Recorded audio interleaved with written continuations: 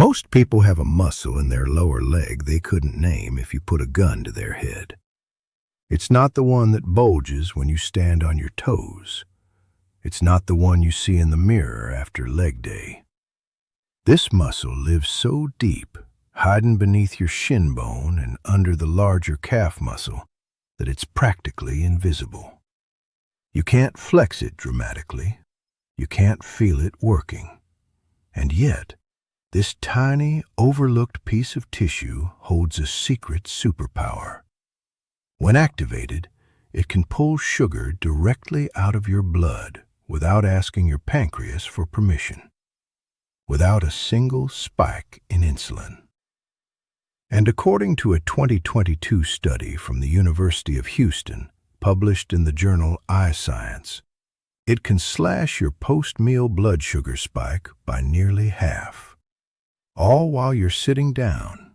No workout, no diet shake, no prescription.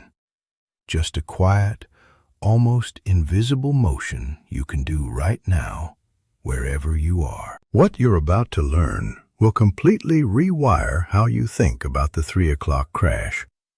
It will explain why that foggy, heavy-eyed feeling after lunch isn't a sign of aging or laziness. And it will give you a tool so simple that you'll wonder why no one ever told you about it. But first, we have to talk about the real culprit.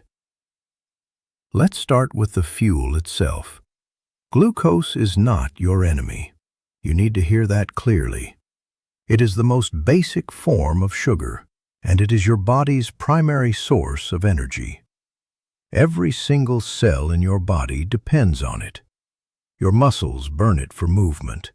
Your liver stores it for emergencies. And your brain?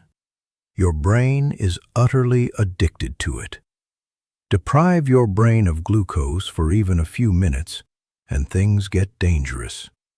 Cognitive function starts to slip. Your thinking becomes sluggish. Your reactions slow down. So glucose is essential, non-negotiable. The problem isn't glucose.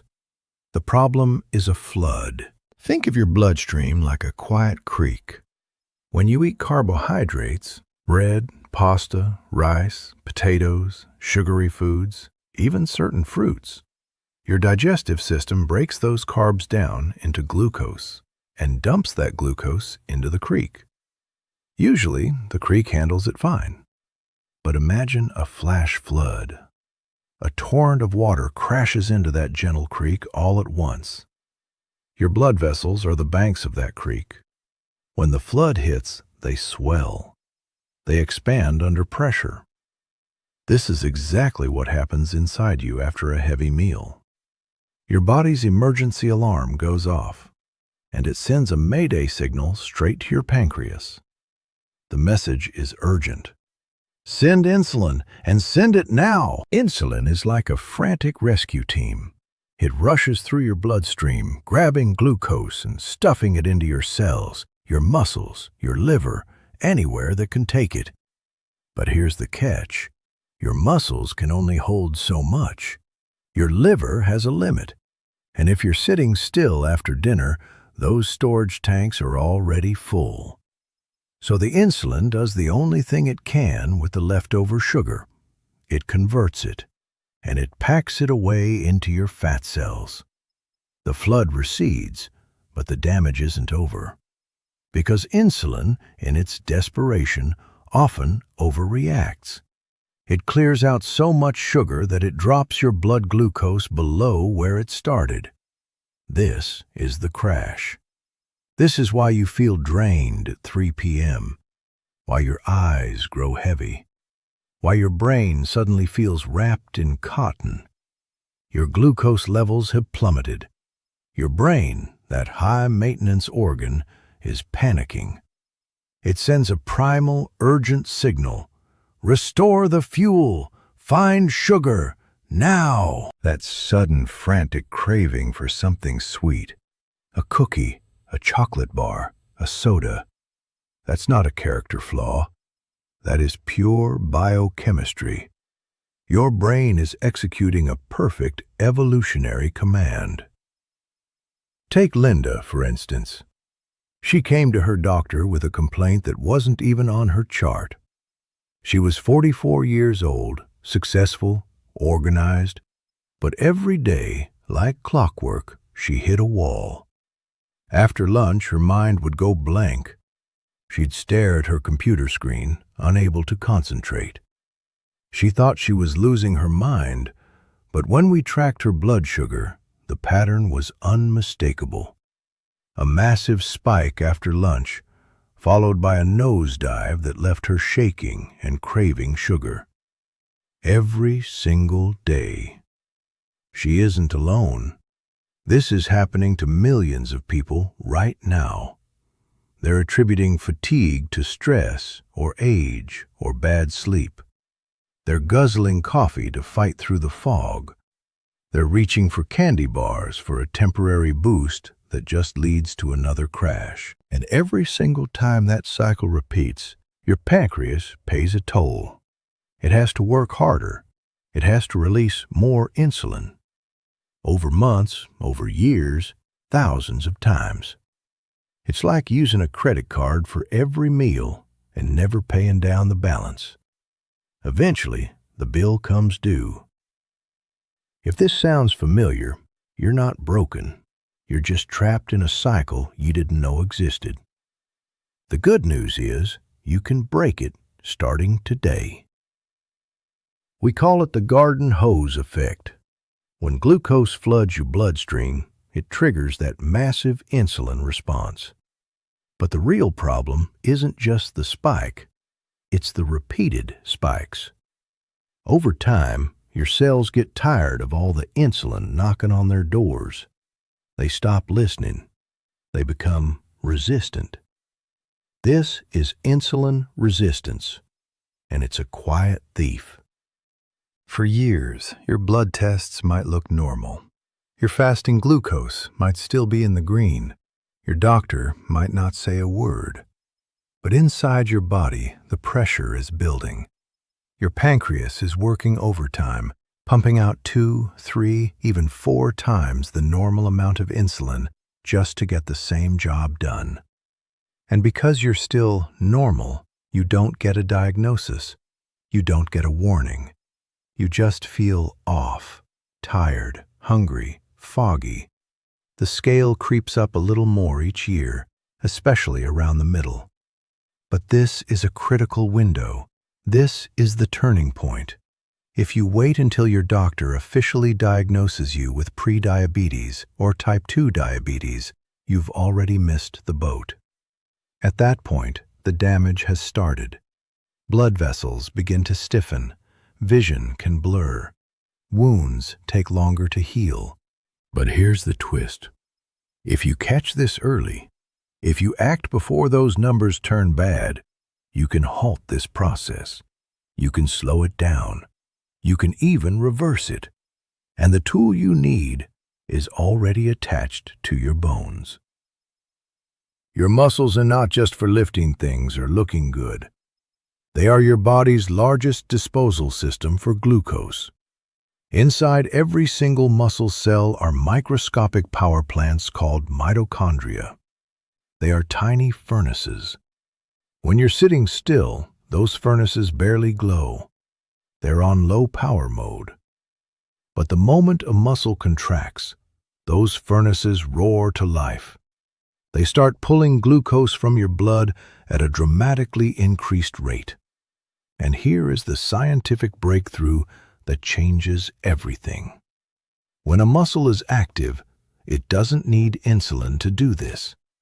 It opens a special back door. In a normal resting state, glucose needs a key, insulin, to get into the cell. No key, no entry.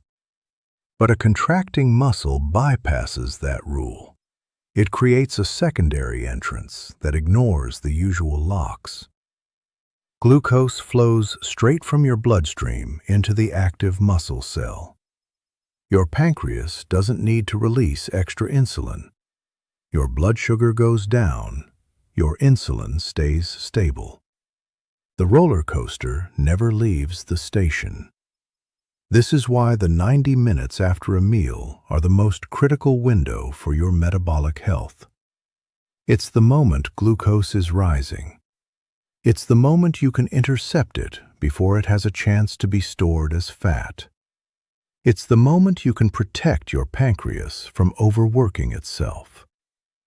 So, which muscle does this best? That brings us back to that hidden muscle. Right on the back of your lower leg, just below the knee, you have two major muscles. The one you see, the one that looks like a beefy diamond when you stand on your toes, is called the gastrocnemius. It's the show-off. It creates the bulge that gives your calf its shape. But tucked underneath it, lying deeper and flatter against the shin bone, is another muscle, a second muscle that never gets any glory. It's called the soleus, and most people have no idea it's there. They can't feel it working. They can't flex it. It's silent and invisible. But relative to its size, when it comes to extracting glucose from your bloodstream, no other muscle in your body comes close. Not your biceps, not your quads, not your glutes. The soleus is a metabolic powerhouse hiding in plain sight. In 2022, researchers at the University of Houston set out to test this exact muscle. They took a group of participants and told them to sit in a chair after eating. No walking, no jogging, no lifting, just sitting. But with one tiny modification. They asked them to raise and lower their heels while keeping their toes planted on the floor. A gentle, rhythmic motion, up and down. Heel lifts. This isolated the soleus muscle. The results were astonishing. Post-meal glucose spikes dropped by an average of 52%. And insulin release dropped by nearly 60%. That is a seismic shift. It means the pancreas barely had to get involved. The soleus was acting like a massive sponge, soaking up the glucose before it could cause any damage. That's the power of the Soleus Push-Up. You can do it right now. Put your feet flat on the ground. Keep your toes planted. Now lift your heels slowly. Hold for a second. Lower them back down. That's it. 10 to 15 minutes of this after a meal is all it takes to create a measurable impact on your blood sugar. But the Soleus Push-Up is just the beginning. It's the primary habit, but there are 3 upgrades you can layer on top of it. First, walking. Research consistently shows that even a 10-minute walk after a meal can reduce post-meal glucose peaks by 30 to 50%. That's not a hard workout, just a comfortable pace around the block. The key is to do it immediately after eating, not an hour later. Second, squats. Squats activate the largest muscle groups in your body, your quads and glutes. Larger muscles soak up more glucose per minute. Stand up, lower yourself down, push back up. 10 slow reps. Link it to a habit you already have. While your kettle is boiling for tea, do your squats. Third, housework.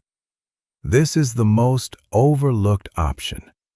15 minutes of washing dishes by hand, wiping counters, sweeping the floor. From a glucose management perspective, that is roughly equivalent to a 10-minute walk. You're standing, you're moving, your body is using the glucose instead of storing it. And you don't even need extra motivation because the chores are already there. What I love about this approach is that it doesn't require you to restructure your entire life. You don't need a gym membership. You don't need special shoes. You just need to avoid sitting motionless for 10 to 15 minutes after you eat. Or if you genuinely want to sit, then sit and do the heel raises. That's the whole strategy. Now there's one more factor that makes this even more relevant as we age. After 40, muscle mass naturally begins to decline unless you actively work to maintain it. Doctors call this sarcopenia, and when you have less muscle, you have a smaller disposal system for glucose.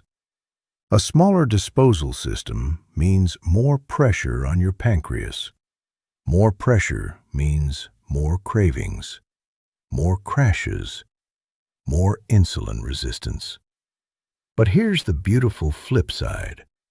If you maintain your muscle, even just with these simple post-meal movements, you can slow that decline significantly. You can keep your metabolic engine running smoothly into your 60s, your 70s, and beyond.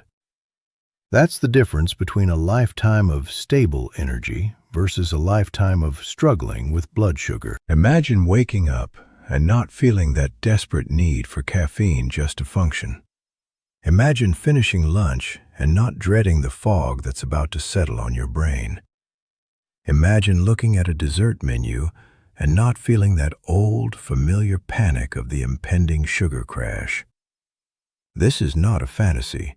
It's how your body was designed to work. If you start moving immediately after your meals, you will notice differences within days. That post-lunch mental fog will start to lift. Your thinking will feel sharper in the afternoon. Your energy won't collapse an hour after eating, and that urgent craving for sugar will gradually begin to weaken. But the long-term benefits are even more significant. You are reducing the burden on your pancreas. Every time your muscles process glucose directly, your pancreas gets a respite. Week after week, those respites accumulate. That's the difference between maintaining metabolic health well into your later years versus gradually sliding toward insulin resistance, prediabetes, and type 2 diabetes. So here's what is worth implementing. Notice what you actually do in the first 15 to 20 minutes after your next meal. Try the Soleus Push-Ups at least once today. If you have a doctor's appointment coming up, it's worth asking about your fasting glucose and, if appropriate, inquiring about hemoglobin A1C, which reveals your average blood sugar over the preceding 3 months. And if you are currently taking medications or supplements for blood sugar management, those are absolutely discussions for your healthcare provider, not for a YouTube video. The goal here is to give you a tool, but you need to consult a professional who understands your complete health situation before making changes. But this much is certain. We are surrounded by advice to eat less, exercise more, try harder. Yet the simplest solution, a solution that costs nothing, takes minutes, and doesn't require you to break a sweat, has been hiding in plain sight. That quiet muscle in your leg, the one no one talks about, is your secret ally. It's a silent partner in your own metabolic health. And now that you know about it, you can activate it at any time. Just lift your heels, lower them, and feel the shift. This is the ultimate hack for modern life, a small movement with a massive payoff. The one simple move that turns the meal you just ate into energy instead of storage.